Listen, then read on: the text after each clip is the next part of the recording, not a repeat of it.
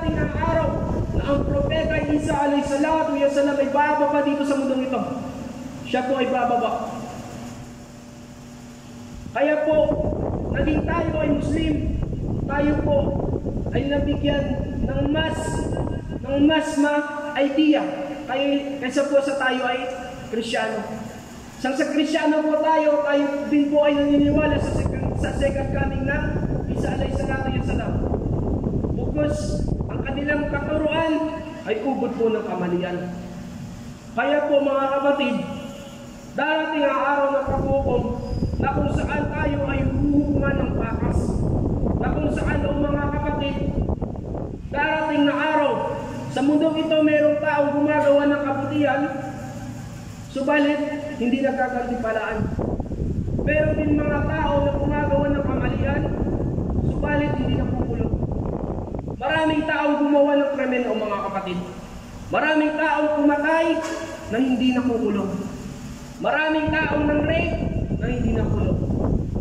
Maraming kurap na hindi natanap. Kaya po kapatid, sa araw ng paghukom, tayo'y walang lusot. Dahil mismo ang ating mga kamay ay mismo magtitistigo sa ating sa araw.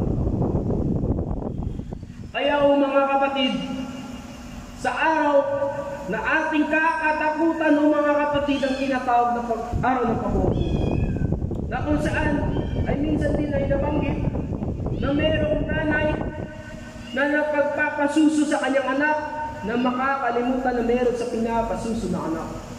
Ang mayroong nanay na nabubuntis na mailalaglag niya ang kanyang pinabubuntis sa mga kapatid. Na kung saan yung mga taong hindi lasing, sa araw na yun ay parang mga lalong at lasing. Gaano kasindak-sindak na araw na yun mga kapatid. At kapatid, na kung saan ang oras, naihipan na ang trompeta. Merong anghel na taga-ihip ng trompeta na kung saan ang unang ihip ito, lahat po ng mga buhay dito sa mundo ay mamamatay. Subhanallah. Lahat po ng buhay, maliban na lamang sa mga itinatanong ko sa Subhanahu wa ta'ala. Yun yung mga kanyang mga anghel. Na kung saan si Israfil, Jibril, Mikael, at yung anghel na sa throne ng Allah Subhanahu wa ta'ala at ang anghel ng kamatayan. Na mismo ang itong mga major nitong mga anghel na ito, darating sa punto na sila po ay mamamatay. Na kahit po yung anghel ng kamatayan ay mamamatay din. Walang natitira o mga kapatid. Ayon po sa narration ng mga kapatid, nang kunin na yung buhay ng anghel ng kamatayan, nang kunin na kanyang buhay, sabi ng Allah, take your own soul. At nasabi ng anghel na ito, na kung saan, kung alam niya lang na ganito pala kasakit ang tinatawag na kamatayan, naging more merciful siya sa mga believers. Kaya o kapatid, o aking sarili, kamatayan palang pinag-uusapan dito, siya ito naman.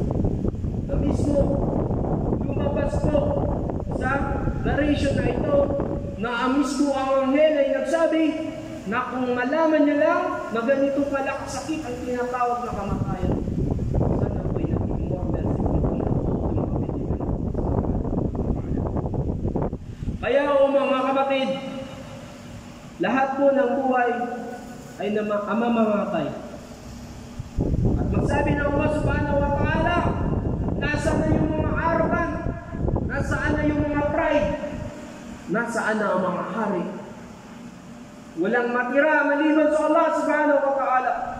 Ganun ang Allah Subhanahu wa ta'ala. Kaya mga kapatid, sa darating ang Allah Subhanahu wa ta'ala, ayon po sa narration, ay mag-send ng water sa mundo. Na kung saan o mga kapatid, meron tayong buto. Buto sa pinakalas ng ating spinal. No? Na kung saan, doon tayo sa mabubuhay ulit mga kapatid.